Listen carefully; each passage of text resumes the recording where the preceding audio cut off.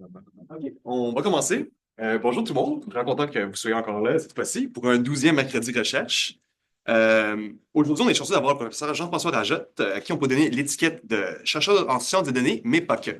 Il a complété son éducation prédoctorale à Montréal, où est-ce qu'il a soumis un projet de maîtrise qui se portait sur les aspects de géométrie non commutative, qui était à l'intersection des outils mathématiques et de la physique quantique.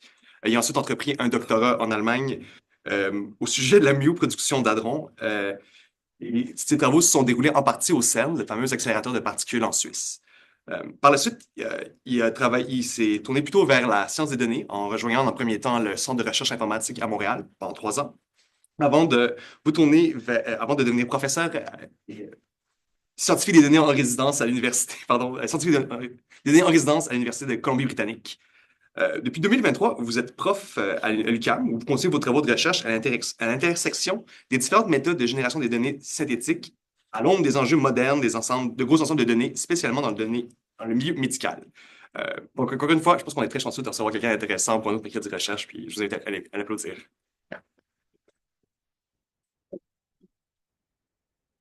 Merci de la présentation et de l'invitation. Euh, bon, même si j'ai eu un petit, mais ça va me permettre de ne pas m'étaler trop sur mon parcours. Ça a déjà été mentionné un peu. Depuis la fin de l'été, je suis professeur régulier. L'année dernière, j'étais professeur invité, donc changement bureaucratique. Euh, Précédemment, j'étais scientifique des données en résidence à UBC à Vancouver. C'est là que j'ai commencé à me concentrer surtout sur les données synthétiques. Parce que précédemment, je travaillais, quand j'étais au Centre de recherche informatique de Montréal, que je l'ai comme combiné avec d'autres éléments. C'était plutôt sciences de données généralistes, mais ça m'a quand même donné des motivations pour travailler sur les données synthétiques. Entre autres, les frustrations que j'ai eues d'avoir accès aux données. On va en parler plus tard un peu, mais les données, c'est aussi un peu comme tout le monde se vante d'avoir des données, mais quand c'est le temps de les partager, puis des données, là, tout à coup, il peut avoir un avocat qui apparaît ou finalement, il ne se rendait pas compte qu'il n'y avait pas accès aux données, il pensait qu'il les avait. Donc, euh, il y a eu une grande source de frustration pour moi dans ces années-là pour avoir accès aux données. Aujourd'hui, on va voir un peu comment on va quelques avenues, des pistes pour pouvoir faciliter l'accès à l'échange des données, entre autres avec les données synthétiques. Puis comme ça a été mentionné avant, j'étais physicien. Ma formation était de physicien, mais finalement, surtout à mon doctorat, j'ai l'impression que j'étais déjà scientifique des données. On analysait beaucoup de données, il y a beaucoup de méthodes qui ressemblent aux méthodes de données qu'on utilise aujourd'hui. On utilisait déjà des réseaux de neurones pour faire certains types d'analyse de notre expérience. Donc, c'est ça. J'ai fait quelques années, j'ai fait des années beaucoup de physique, mais je me sentais déjà un peu scientifique de données, informaticien dans mon parcours. OK, donc la grande motivation de ma présentation aujourd'hui, c'est le partage des données. Et peut-être plus précisément aussi le partage d'informations. Donc, pas juste pas juste prendre un tuyau de données puis l'envoyer à quelqu'un ou juste aller faire un téléchargement, un transfert de fichiers. Souvent, ce qui nous intéresse, c'est d'avoir l'information qui est dans les données plutôt que d'avoir les données exactement comme on veut. Donc, les données, pourquoi on veut partager les données? Je ne sais pas à quel point j'ai besoin de vous convaincre que partager les données, c'est bien. Il y a le recensement, par exemple, qui va servir à faire le partage ou la distribution des ressources financières, entre autres, pour les gouvernements.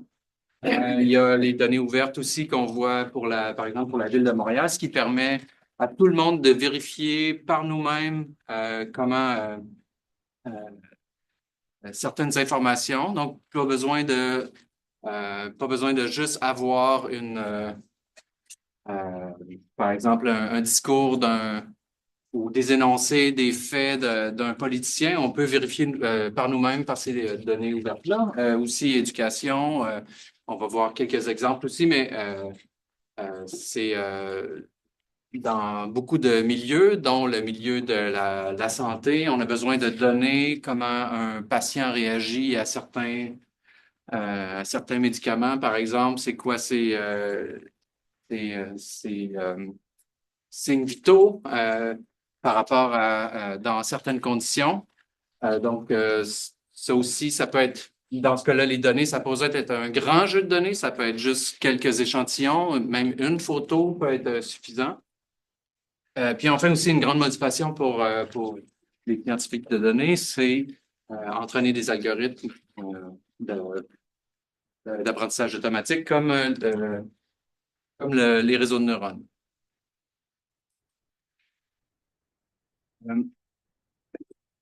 Donc, l'apprentissage profond, toujours dans les côtés positifs du partage des données, c'est les grands modèles qu'on voit maintenant.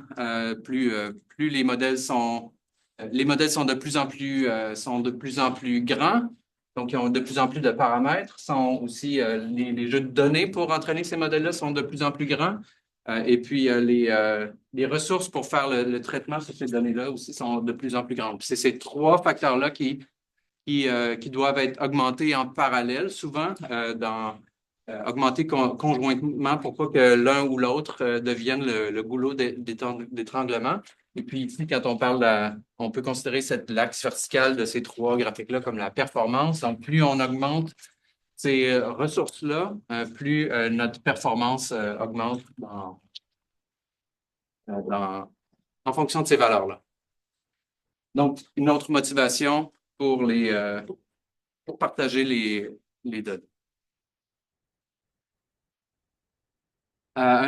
Si on reste dans l'apprentissage profond aussi, le partage des données aussi, surtout si nous, on a déjà fait un effort pour avoir des données de qualité, peut-être un pré-traitement qu'on a fait sur les données ou un filtrage ou une vérification, ça peut aussi permettre d'avoir des résultats d'entraîner des modèles plus efficacement. Donc, souvent, on entend parler de l'expression vieille de 10 ans. À peu près maintenant, c'est les données, c'est le nouveau pétrole, the new oil. Mais en fait, c'est ça, comme le pétrole, ça peut être raffiné et puis les données les données de meilleure qualité sont aussi plus efficaces. Donc, à la fin, pour un même, puis on peut voir la performance. Cette fois-là, plus on est élevé, plus la performance est plus bonne. Donc, plus on augmente le nombre d'exemples d'entraînement, plus on améliore la performance. Mais d'un autre côté, si on part avec des données de meilleure qualité, ben là, on peut déjà faire un saut. Donc, pour avoir une même performance ici, on a besoin de moins de données d'entraînement.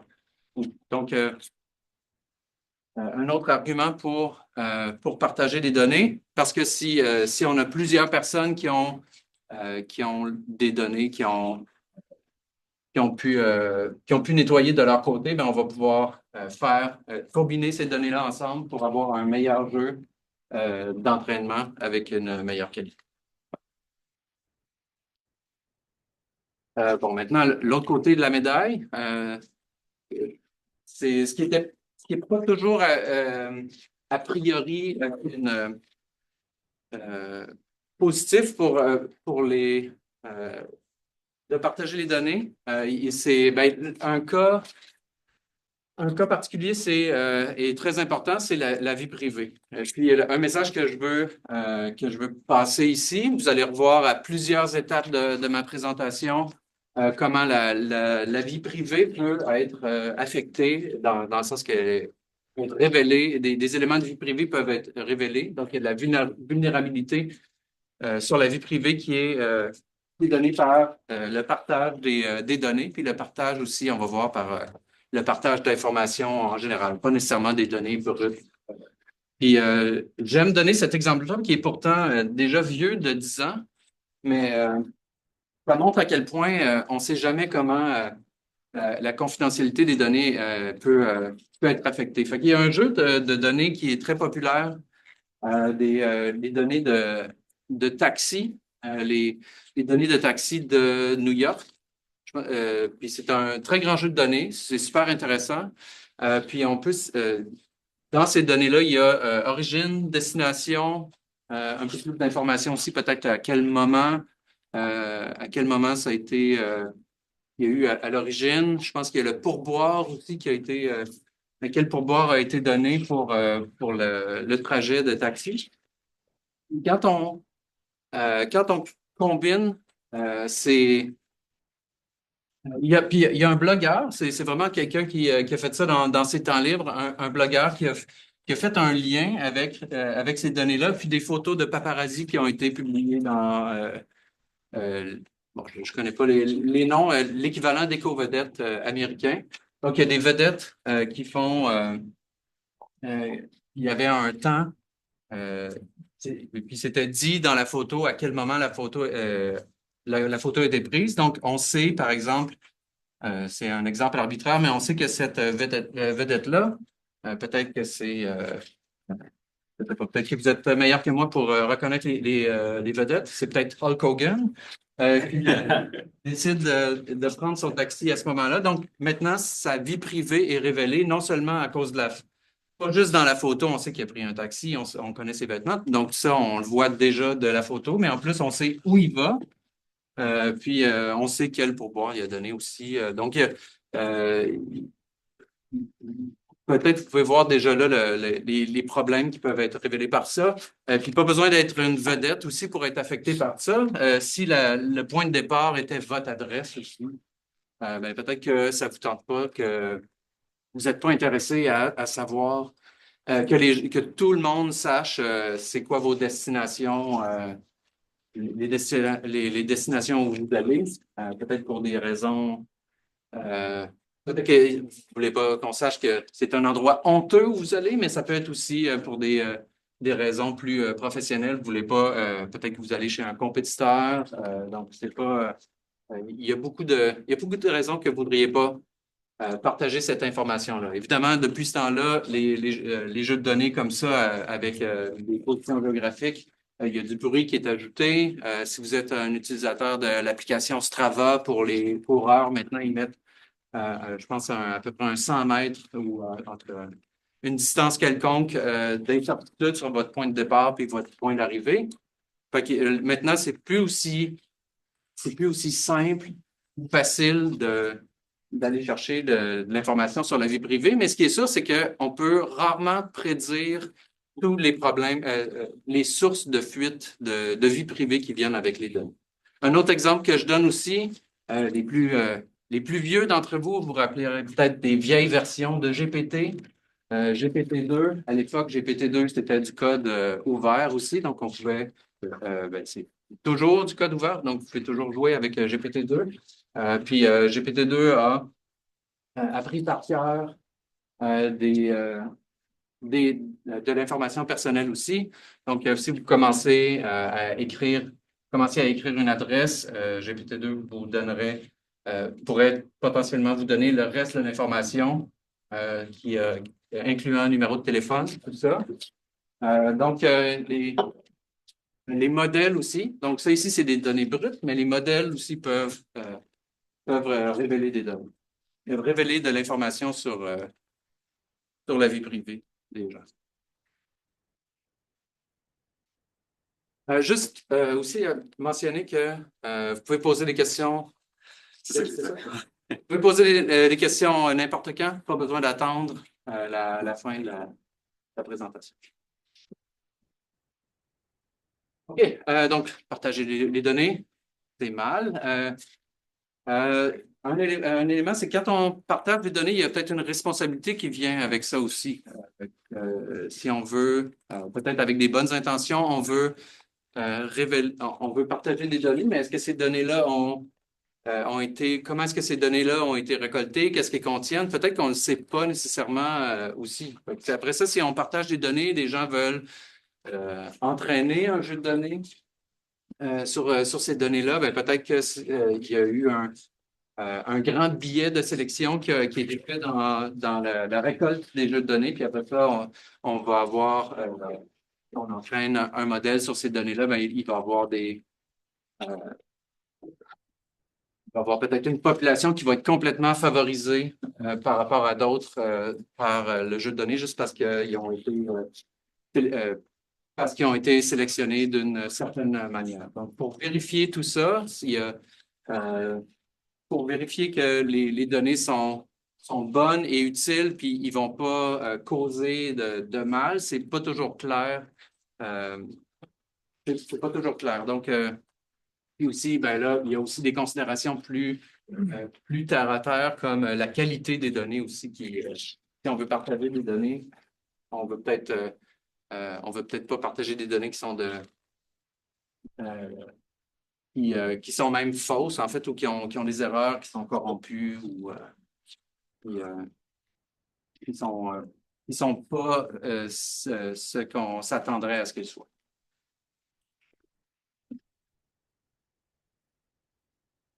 Euh, pour ça, je voulais donner l'exemple du jeu de données Lion, c'est un jeu de données ouvert qui est en plusieurs milliards d'images, incluant leur description. Donc, c'est un jeu de données qui vient du moissonnage du web scraping. Donc, c'est juste des données qui ont été cherchées sur le web, euh, avec lesquelles il y a une description qui est associée.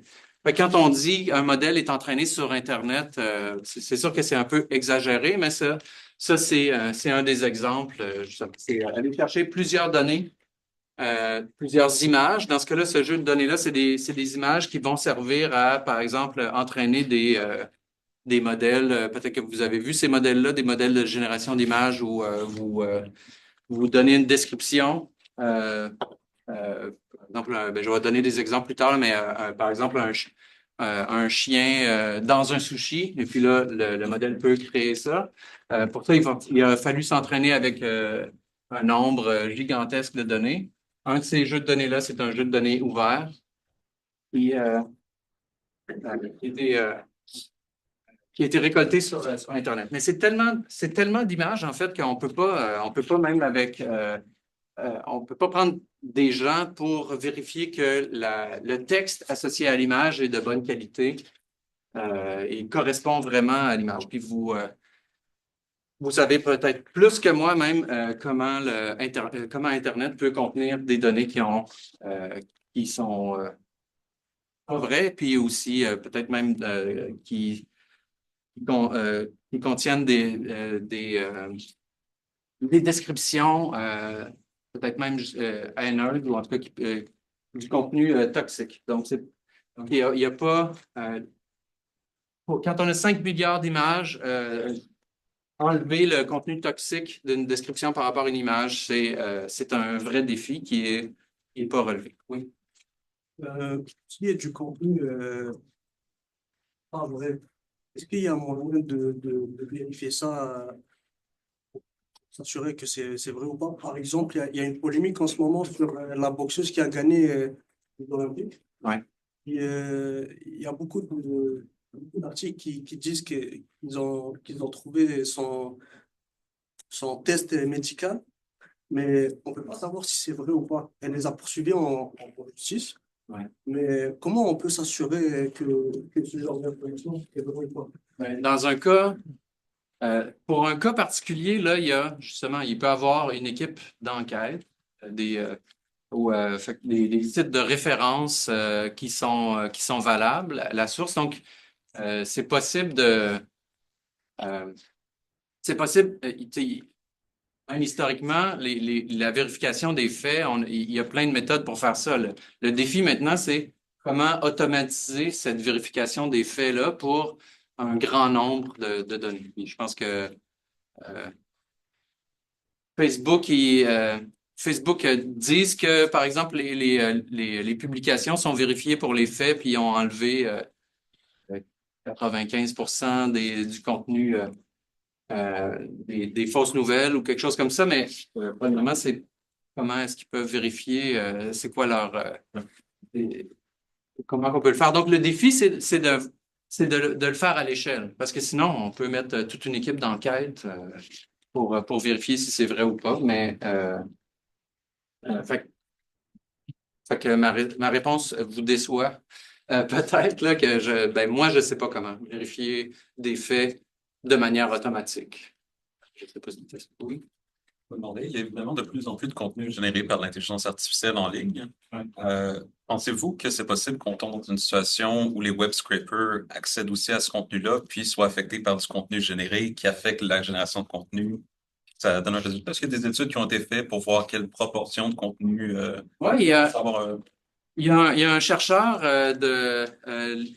une équipe, dont un chercheur de l'Université de Toronto qui vient d'écrire, je pense, dans Science, puis ça s'appelle, puis le titre, je pense, c'est Garbage In, Garbage Out. Puis là, ils ont vu comme un cercle vicieux, là, justement, tu sais, comme les données générées vont catalyser de plus en plus de la cochonnerie qui va venir. Fait que puis, éventuellement, ça donne des données de moins en moins de qualité. Pour ça, justement, un des défis, c'est de pouvoir détecter les données générées, ce qui est vraiment pas clair. Il n'y a pas de manière garantie non plus pour trouver ça. Donc, c'est un nouveau défi de notre époque qui vient d'apparaître, c'est de pouvoir distinguer les données synthétiques de données. Ce n'est que le début, ça va être. Souvent, quand on trouve des méthodes, on peut trouver des méthodes, mais là, il peut y avoir des méthodes qui peuvent contrer ces méthodes-là. Fait que c'est un enjeu de sécurité maintenant, une nouvelle branche de sécurité qui vient. Donc, par exemple, dans le cas de Lion, si on veut faire un nettoyage à l'échelle de toutes ces données-là, une manière de gérer ça, c'est de prendre des modèles qui ont été entraînés sur des données peut-être de meilleure qualité, justement, qui vont vérifier que la description de l'image correspond bien à la description, à l'image en tant que telle. Puis là, il y a un score qui vient avec ça. Là, les méthodes, pour faire ça, c'est souvent à partir d'une seule métrique. Donc là, c'est la métrique de similarité qui va comparer l'image avec le texte. Ici, je donne deux exemples qui passent le critère, qui ont réussi à passer le critère de similarité, donc qui ont dépassé le seuil. Donc ça, c'est deux cas qui ont été acceptés dans le jeu de données Lion. Ça a été publié il y a 1 ou 2 ans. Fait que je suis sûr que maintenant, Lion ont trouvé comment résoudre ces deux cas-là, mais ça veut pas dire qu'il ne va pas en avoir d'autres. On va réussir. Il va toujours avoir des nouveaux cas qui vont venir qui ne pourront pas être détectés. Donc, oui. Comment vous calculez la méthode de similarité? C'est avec un modèle qui a été entraîné dans un embedding, je pense que c'est même l'embedding clip. Donc, on va voir l'embedding un peu plus loin, mais c'est une représentation vectorielle d'un document, ce qui peut être soit une image ou un texte. Et cette représentation-là vectorielle peut se faire aussi dans un espace qui inclut autant les images que le texte. Donc là, ça veut dire que donc, si on fait un cas extrême, si on a un vecteur de plongement d'embedding, on a une image ici, on a notre modèle qui va créer notre vecteur de plongement. Ça va nous donner ici, si on prend un vecteur de 2 dimensions, on va avoir un vecteur 1 et 2. Puis là, ici, on a un texte. Ici, ça va passer dans dans le même modèle aussi, il va avoir un vecteur aussi, puis là, ça va peut-être être 0,9, puis 2,1, disons. Donc, dans ce cas-là, si les deux vecteurs sont assez proches ici, ça veut dire que ça passe, ça passe le test de qualité. Donc, on a euh, le texte et l'image nous donnent deux vecteurs qui sont bon, avec une métrique de similarité. Il y a différentes manières de définir cette métrique-là. Une de ces métriques-là, ça pourrait être juste la distance entre les deux vecteurs, mais il y a d'autres manières de le faire aussi. Puis dans ce cas-là, c'est ça. Le seuil, évidemment, ça, c'est des cas proches, là, mais le seuil, c'était justement, je pense, 0,3 pour la similarité. Fait qu'on va y revenir un peu plus tard pour les vecteurs de commande. Un autre exemple aussi pour le jeu de données Lion, c'est qu'il y a, quand on passe, justement, quand on fait un moissonnage du web, quand on fait un scraping, on regarde pas tout, puis on n'a pas de contrôle non plus sur ce qui est posté sur Internet. Puis là, il y a quelqu'un qui a trouvé son dossier médical, en fait, dans ce jeu de données-là. Puis ils n'ont même pas pu savoir comment il a pu se retrouver là parce que son médecin était mort. Donc, c'est ça qui arrive quand on partage des données euh, sans, sans pouvoir tout nettoyer. N'importe quoi peut se retrouver dedans. OK, donc qu'est-ce qu'on peut faire? On va. La première approche, ça serait de dire si on peut faire un partage de données entre utilisateurs de confiance. Donc, si on a deux personnes avec des petits jeux de données qui ont des petits jeux de données, peut-être qui ont une diversité différente. Par exemple, cette personne-là, avec ce jeu de données-là, a seulement un élément, une personne rouge. Si c'est des données de santé, ça peut être une type de maladie, quelqu'un de malade avec une maladie spéciale. Mais là, si on le combine avec un jeu de données plus riche ensemble, si on combine les deux, ben là, on a un plus grand jeu de données. Potentiellement, vu que c'est des plus petits jeux de données, ces personnes-là ont eu le temps et les ressources pour pouvoir bien le nettoyer et bien le préparer.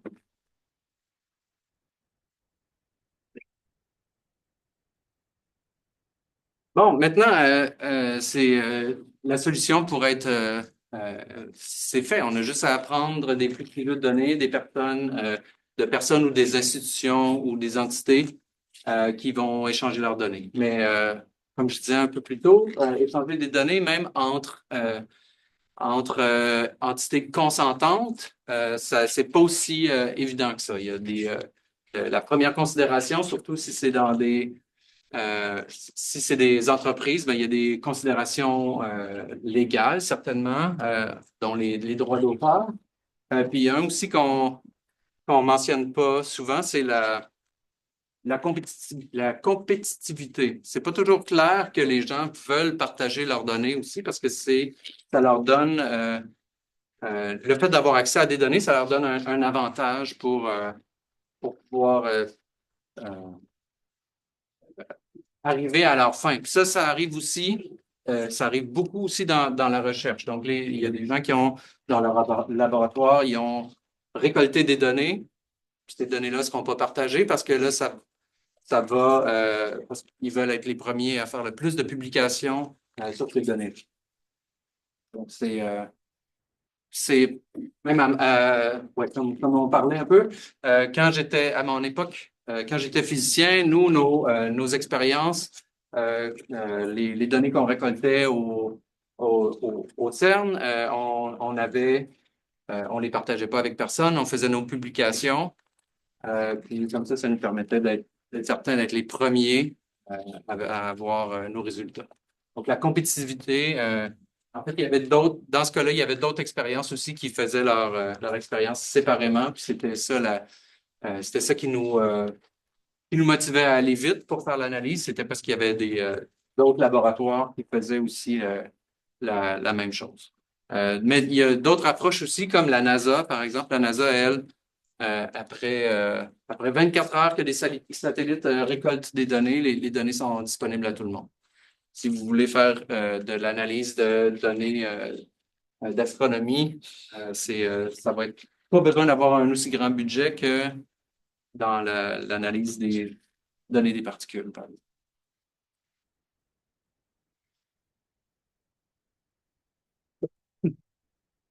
OK, donc, dans ce cas-là, qu'est-ce qu'on fait si les gens sont frileux à partager leurs données? Ben, on peut leur donner des options qui vont favoriser ou les rassurer à pouvoir partager les données. Donc, en fait, c'est comment on peut partager de l'information, justement, sans donner un accès direct aux données. Là, j'ai mis en premier l'élément dont dont mes connaissances sont les plus limitées, le chiffrement. Je le mentionne là, entre autres, parce que ça va faire partie des pistes de recherche que je veux explorer plus tard aussi. Donc, ça va être un composant qui va avoir du chiffrement. Heureusement, on est chanceux à l'UQAM. On a des experts en chiffrement, comme le professeur Marc-Olivier Ligian. Il y a aussi les données synthétiques, comme on va voir un peu plus tard. Je vais vous donner certains exemples. Et puis enfin, il y a l'apprentissage fédéré. On va aller en détail surtout sur les deux derniers. Comment ça va avec le temps? 1h08, OK. Donc, 20 minutes. 1h30, ça sera 22 minutes. OK, c'est bon.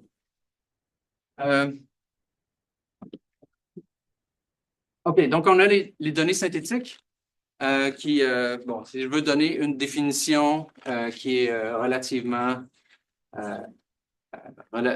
générale, c'est des données qui ont pour but d'imiter le format et les propriétés mathématiques des données réelles. Ben, il y a différentes manières de faire les données synthétiques aussi. Fait qu'on va pouvoir voir les différentes méthodes de génération, mais avant, je vais juste donner différentes méthodes différents exemples de données synthétiques, dont ben, il y en a beaucoup de ces données-là que vous connaissez déjà. La génération d'images, ça, c'est pas des acteurs des films de Star Wars, c'est en fait mes enfants que je leur ai fait des images comme ils sont des fans de Star Wars.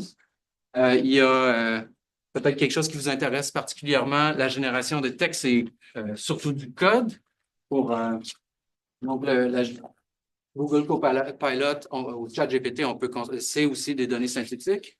D'autres modalités qui sont peut-être moins connues, moins matures aussi dans leur méthode de création, les séries temporelles et les données tabulaires un peu comme fichier Excel, par exemple. Puis, séries temporelles qui ont cette particularité que le temps va dans une direction seulement. Donc, il y a des considérations de causalité. Oui. Je me demande toujours, pour des données synthétiques, il y a des enjeux, je vois, de validité écologique, par exemple. Donc, si, disons, on s'intéresse à des plus naturels comme l'électroencéphalographie, j'ai l'impression que comme des données synthétiques de cette nature-là, pourraient jeter du bruit ou on perdrait l'information. Puis, je me demande c'est quoi la mince frontière entre générer des données synthétiques qui font perdre l'information originale. Puis... Oui, c'est un. Vous mettez le doigt sur un grand défi des données synthétiques, c'est de comment est-ce qu'on sait que ces données-là sont bonnes ou pas? Comment on les évalue? Puis là, il y a plein de manières d'évaluer. Je vais vous en donner quelques-uns, dont les données dans ces. Je ne voulais pas le dire sans l'avoir au tableau. Électroencéphalographie. Je le dirai peut-être plus. EEG. Donc, ces données-là, donc, on a des exemples. Une manière de vérifier, c'est de voir si les propriétés mathématiques correspondent. Une autre manière aussi, la manière que je vais montrer, c'est si on entraîne un modèle sur ces données-là, est-ce que ce modèle-là est bon sur des vraies données après? Donc, il y a différents types d'applications, mais c'est vrai, c'est jamais garanti que les données synthétiques vont être, ben, c'est presque sûr qu'ils ne seront pas aussi bonnes que des vraies données. C'est comme une option, c'est mieux que rien un peu pour les données synthétiques. Bon, il y a différents types de manières de générer des données synthétiques. Peut-être qu'on a des modèles probabilistes. Le cas extrême, c'est on a une gaussienne, puis tout ce qu'on fait, c'est qu'on génère des points issus de cette gaussienne-là. Donc, ça, c'est quand on connaît bien la distribution des données. Il y a aussi des données de simulation où là, on encode des règles, on encode des règles de physique, justement, pour pouvoir reproduire le monde réel.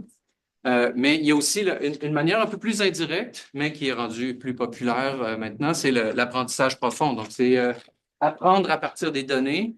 On regarde plein de données, puis éventuellement, on a un modèle qui va être capable de reproduire, si on a bien fait les choses, de reproduire les données, des données qui ressemblent aux données initiales. En espérant, que ce n'est pas des copies non plus des données qui ont été faites, entre autres pour des considérations de confidentialité. Bon, je voulais mentionner la génération, en particulier avec les méthodes d'apprentissage profond, c'est la génération conditionnelle. Ça veut dire qu'on donne une condition pour la génération. Par exemple, si on dit je veux créer un chat, je donne ça j'envoie ça à mon modèle, et puis là, il y a un chat qui arrive. Évidemment, il faudrait qu'il y ait une composante aléatoire aussi pour pas que ce soit tout le temps le même chat qui soit créé. Mais ça, c'est un exemple, l'exemple de base. Mais la condition aussi, ça peut être quelque chose de plus complexe, comme une image. On donne, par exemple, un PET scan en entrée, puis là, le générateur, notre donnée synthétique serait le CT scan CT pour la tomographie Compton, je pense, correspondante à l'image en entrée. Puis peut-être la génération conditionnelle que vous connaissez peut-être plus, c'est un texte qui va conditionner une image. C'est aussi qui est devenu populaire depuis quelques années. Ça a sûrement fait son chemin sur vos réseaux sociaux. Ça, c'est l'exemple. Un vieil exemple, déjà, on voit que la qualité est plus... il y a des choses de beaucoup plus de qualité qui sont créées avec des textes. Mais ça ici, par exemple, on peut créer des choses qui est intéressant peut-être là-dedans, c'est qu'on est pas mal certain qu'il n'y avait pas de chien dans des sushis dans le jeu d'entraînement. Donc, ça démontre un peu qu'on est capable de générer des choses qui étaient au-delà du jeu d'entraînement. Mais comme ça a été mentionné plus tôt, c'est pas nécessairement quelque chose qui, maintenant, dans les données d'entraînement, probablement qu'il va y avoir des données générées aussi. Oui? J'ai une question, mais c'est au niveau de... Là, il dit Ouais. Du coup, est-ce qu'au niveau de cette simulation-là, vous avez parlé par exemple des modèles de génération de quelque chose de ce genre. Donc, si je comprends bien, ça, c'est une image que vous avez prise sur Internet. Ou alors, est-ce que vous avez la possibilité comment je vais dire, de référencer un outil qui nous permet par exemple de donner une image du monde réel, donc admettons un bras de robot comme ça, un bras robotisé, si ça se dit, puis avoir en fait directement la simulation comme ça. En fait, ça, c'était. Cette image-là vient de des entraînements de robots robotisés qui sont entraînés. Ils ne sont pas juste entraînés dans le monde réel parce que sinon, ça serait trop long. Ils sont aussi entraînés sur des données simulées. Mais la question, c'est est-ce que c'est possible c'est possible de faire un lien entre la simulation, de connecter le robot, la simulation avec le bras réel robot. Mais je ne suis pas un expert en robotique, puis peut-être que je n'ai pas compris votre question. Non, en fait, la question, c'est, admettons par exemple que moi, j'imagine, je dois concevoir un robot XYZ, puis je donne en fait, vu que ce sont des méthodes de génération, donc je donne un exemple par exemple de cela, peut-être en faisant du sketching. et j'essaie de générer une sorte de simulation en fait du robot que je m'imagine faire, sans pour autant, par exemple, avoir accès aux composants physiques de ce robot-là. Ben, ben là, si on veut générer ça si on veut faire ce genre de génération-là avec l'apprentissage profond, ben, il faudra avoir des données d'entraînement qui ressemblent à ça. Fait que s'il y a des données justement faudrait donner des données de robots, des, des plans de robots, j'imagine, ou des représentations réelles de robots avec euh, des images. Mais je pense que je connais pas assez la robotique pour pouvoir répondre de manière satisfaisante à cette question. Donc, alors on peut considérer, je dirais pas que c'est une limitation, mais en mode, la façon dont tu donnes un texte, puis tu demandes par exemple à un modèle d'IA génératif de te générer une image ou une vidéo en partant de ce texte et vice-versa. Donc, est-ce que actuellement on a un outil ou des outils qui existent où tu prends par exemple ce bras robotisé ou soit en fait un dogbot, tu lui donnes et tu lui dis de te créer en fait une simulation. Ben, on demande de créer une simulation.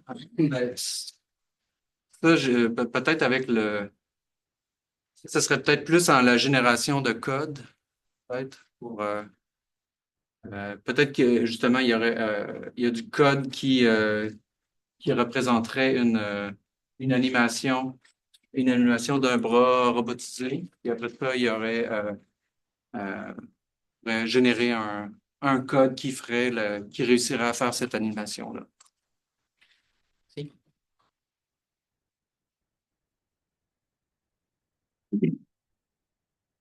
OK, donc on parlait des EEG, je ne dirais plus. Donc, les EEG. Donc, ça, c'est un projet que j'ai fait il y a un peu plus qu'un an maintenant. On prenait c'était ultra simple. On voulait générer des séries temporelles. On avait un jeu de données qui avait des EEG. Donc, plein de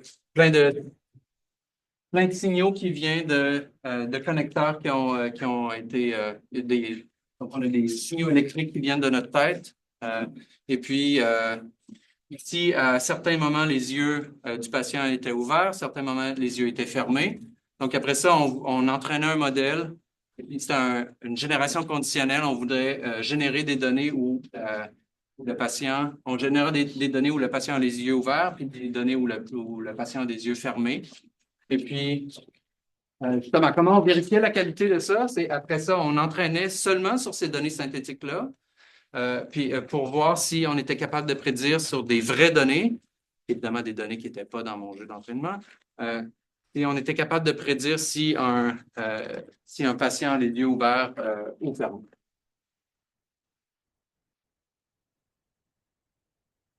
Puis aussi, on peut se servir de ça pour augmenter des données aussi. Si on veut entraîner une autre manière d'utiliser des données synthétiques, c'est qu'on a notre jeu d'entraînement pour notre modèle, puis on rajoute des données synthétiques. Peut-être que c'est justement un autre institut qui ne veut pas partager ses données directement, mais pourrait peut-être partager ses données synthétiques à la place pour enrichir notre jeu de données. Donc, c'est aussi possible de combiner des données réelles et synthétiques. Donc, quelque chose d'intéressant, c'est que ce modèle-là, après ça, a attiré l'attention d'un professeur du département de médecine à UBC qui a proposé qui voulait voir si on pouvait prendre ce modèle-là pour pouvoir générer un avatar. Donc, dans ce cas-là, qu'on prend, c'est qu'on a des données vidéo qu'on peut transférer en point de pose, donc le coude, le bras, l'épaule, tout ça, puis on convertit ça en série temporelle aussi, les variations de ces points-là. Et puis, après ça, on pourrait générer, puis on pourrait après ça aller de l'autre côté, générer des données comme ça, créer des points de pause, et ces points de pause-là, après ça, les mettre sur un avatar. Donc, ça plus une vidéo de quelqu'un nécessairement, ça pourrait être juste comme un personnage de jeu vidéo.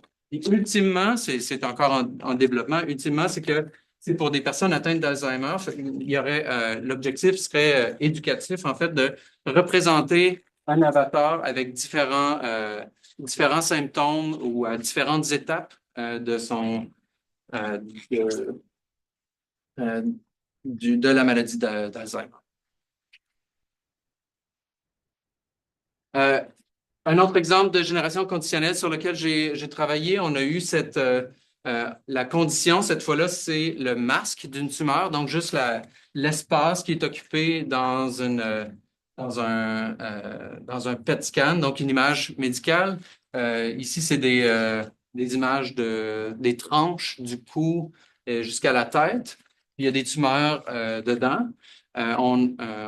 On entraîne un modèle à générer ça, puis à générer à partir d'une condition de tumeur. Donc, tout ce qu'on dit, c'est que on a une tumeur à côté de l'oreille, ou en tout cas une position XY dans une personne. Maintenant, générer un PET scan, l'image médicale complète autour de cette image-là. Puis, si on le voit, ça, c'est peut-être pas. OK, je pense que c'est ça. Donc, ça, c'est tranche par tranche. Donc, ça, on remonte dans la tête du patient de plus en plus. Puis, peut-être juste pour la petite histoire, on s'est inspiré d'un modèle pour générer des vidéos. On a utilisé la composante temporelle. On s'en est servi pour la 3e dimension à la place pour la génération d'images. OK, donc, problème réglé. On a juste à faire des données synthétiques, puis après ça, on peut tout partager. Mais un problème, c'est justement pour entraîner des données synthétiques, pour entraîner un modèle de génération de données synthétiques, on a besoin de beaucoup de données. Là, on revient un peu ironique, là, on retourne en cercle, on revient au même problème. Si on a besoin de beaucoup de données pour entraîner des données synthétiques, faut peut-être partager les données. Et dans ce cas-là, on est affecté par le problème qu'on essayait de régler, en fait.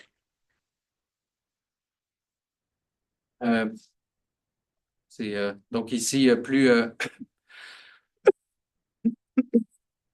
simplement un graphique qui montre que pour tous les modèles, pas seulement les modèles génératifs, mais plus le temps, plus les modèles récents, plus les modèles sont récents, plus ils ont besoin de grandes données pour s'entraîner. Donc, est-ce qu'on a réglé quelque chose en faisant ça? Pas a priori. Donc, un élément de plus qu'on peut ajouter à la génération de données synthétiques, c'est l'apprentissage fédéré. L'apprentissage fédéré, dans ce cas-là, c'est une manière de garder les données locales. Donc, chacun des clients, on peut appeler ça des clients ou des utilisateurs, gardent leurs données avec eux, mais vont avoir une copie du modèle. Ils vont entraîner le modèle sur leurs données. Et après ça, tout ce qui va être partagé, c'est les mises à jour du modèle. Les gradients, si vous voulez, si on veut être plus technique. Donc, ça, c'est donc, les données sont, on pourrait dire, sécurisées. Les données restent avec nous. Tout ce qu'on fait, c'est qu'on partage les mises à jour du modèle. Donc là, problème est réglé maintenant. On a apprentissage fédéré. Les données sont en sécurité, ils restent chez nous. Mais finalement, non. Le problème, c'est que les mises à jour du modèle aussi peuvent faire des fuites d'informations. Puis c'est même possible justement de reconstruire des éléments du jeu d'entraînement reconstruire des éléments du jeu d'entraînement seulement à partir des gradients ou des mises à jour du modèle. Puis dans certains cas, on peut même reconstruire parfaitement les données du jeu d'entraînement. Donc, est-ce qu'on a rien réglé? Mais là, un autre projet sur lequel j'ai travaillé, c'est un modèle qu'on a appelé Felicia. Dans ce cas-là, on pourrait faire un apprentissage fédéré, mais cette fois-là, l'apprentissage fédéré va juste avoir accès aux données synthétiques qui sont créées localement. Donc, on ne met pas les mises à jour du modèle de, euh, de tous les éléments du modèle. On met tout ce qu'on fait, c'est qu'on partage des images synthétiques pour avoir avec un modèle central ici. Peu importe je n'irai pas dans les détails, mais tout ce qui est la seule chose qui est partagée, c'est un modèle la seule copie qu'ils vont avoir d'un modèle central, ça va être un modèle qui va juste avoir accès aux données synthétiques. Et dans ce cas-là, ça nous permet de pouvoir créer des données qui ressemblent bien.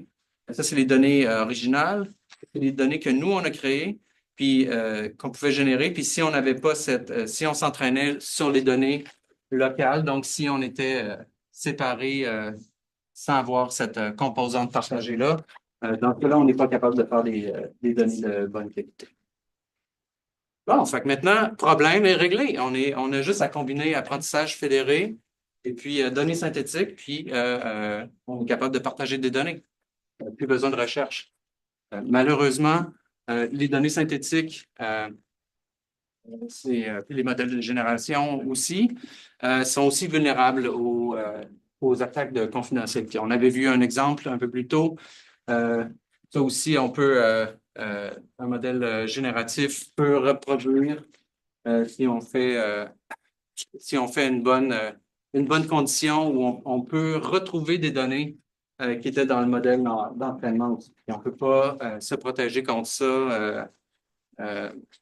Il y a pas vraiment en fait, il y a juste une manière de se protéger contre ça. Toutes les autres manières amènent d'autres vulnérabilités aussi. Donc, la seule manière de nous protéger contre ça, c'est la confidentialité différentielle. Je m'y attendrai pas trop, pas vraiment ici. Si ça vous intéresse, ça a été discuté dans une autre présentation de Mercredi Recherche en hiver 2024 avec Sébastien Gams.